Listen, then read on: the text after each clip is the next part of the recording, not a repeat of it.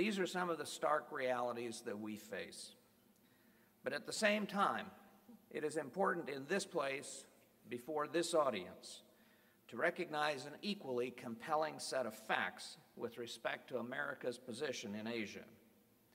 A record demonstrating that irrespective of the tough times the U.S. faces today, or the tough budget choices we confront in the years to come, that America's interests as a Pacific nation, as a country that conducts much of its trade in the region, will endure. And the United States and Asia will only become more inextricably linked over the course of this century. As I hope my presentation today will show, these realities, this understanding shared by U.S. leaders and policymakers across the political spectrum argue strongly for sustaining our commitments to allies while maintaining a robust military engagement and deterrence posture across the Pacific Rim. This statement is underscored by the significant growth in the breadth and intensity of U.S. engagement in Asia in recent years, even at a time of economic distress at home and two major military campaigns ongoing in Iraq and Afghanistan. 3 years ago, I spoke at this gathering and touted the fact that I was on my fourth major trip to Asia Pacific in the previous 18 months. Now I can report that this is my 14th trip to Asia over the last 4.5 years.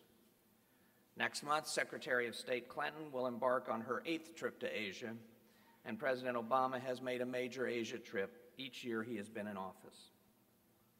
Indeed, one of the most striking and surprising changes I've observed during my travels to Asia is the widespread desire across the region for stronger military-to-military relationships with the United States, much more so than during my last time in government 20 years ago.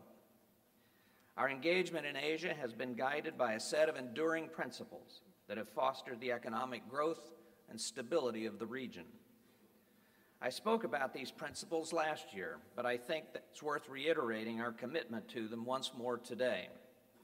Free and open commerce, a just international order that emphasizes rights and responsibilities of nations and fidelity to the rule of law, open access by all to the global commons of sea, air, space, and now cyberspace, and the principle of resolving conflict without the use of force. The commitment and presence of the United States as a Pacific nation has been one of the relatively few constants amidst the furious changes in this region over the past half-century. But as this region has changed, America has always shown the flexibility not only to maintain our presence in the Asia-Pacific, but to enhance it by updating relationships, developing new capabilities, and transforming our defense posture to meet the challenges of the day.